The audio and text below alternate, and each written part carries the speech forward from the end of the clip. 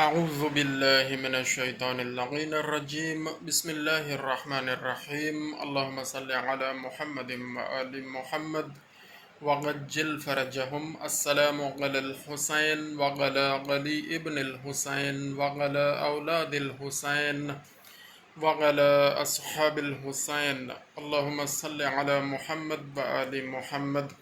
امام علی مقام امام حسین علیہ السلام کے فرامین آپ کی خدمت میں پیش کرنے کی سعادت حاصل کرتے ہیں۔ آپ نے فرمایا سب سے بڑا سخی وہ انسان ہے جو کسی ایسے کو عطا کر دے، کسی ایسے کو عطا کرے جس سے کسی قسم کی توقع نہ ہو۔ یہ امام حسین علیہ السلام کے فرامین میں سے ایک فرمان ہے۔ اور دوسرا فرمان آپ کے سامنے پیش کرتے ہیں، سب سے بڑا عفو کرنے والا انسان وہ ہے جو قدرت ہونے کے باوجود معاف کر دے۔ اب ظاہر ہے قدرت نہیں رکھتے اور پھر ہم کہہ دیں کہ جی ہم نے معاف کر دیا، تو وہ عفو نہیں ہے۔ عفو وہ ہے، معاف کرنا وہ ہے کہ انسان قدرت رکھتا ہو اور سزا دینے کی، بدلہ لینے کی، اور پھر معاف کر دے، یہ عفو ہے اور سب سے بڑا عفو ہے۔ آپ نے فرمایا ایک اور فرمان میں، سب سے زیادہ صلح، سب سے زیادہ صلہ رحم کرنے والا انسان وہ ہے جو قطع رحم کرنے والوں سے تعلقات قائم کرے۔ سب سے زیادہ صلہ رحم کرنے والا انسان وہ ہے جو قطع رحم کرنے والوں سے تعلقات قائم کرے۔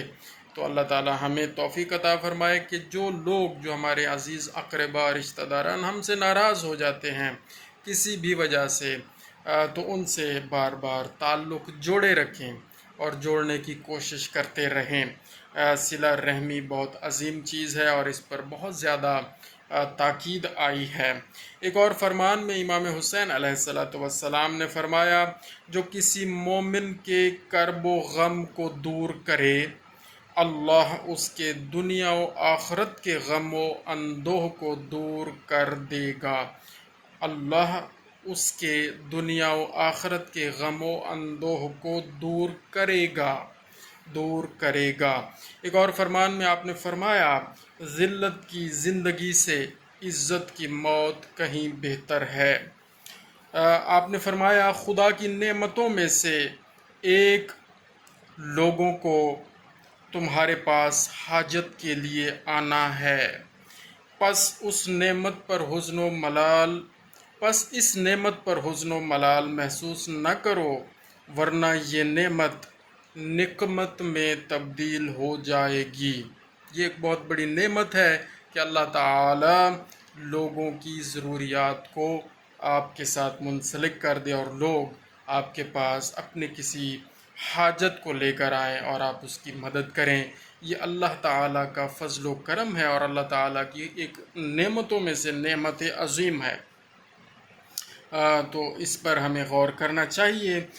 آپ نے فرمایا لوگوں، جود و سخا کرنے والا سردار قرار پاتا ہے، جود و سخا کرنے والا سردار قرار پاتا ہے، اور بخل کرنے والا ذلیل و رسوا ہوتا ہے۔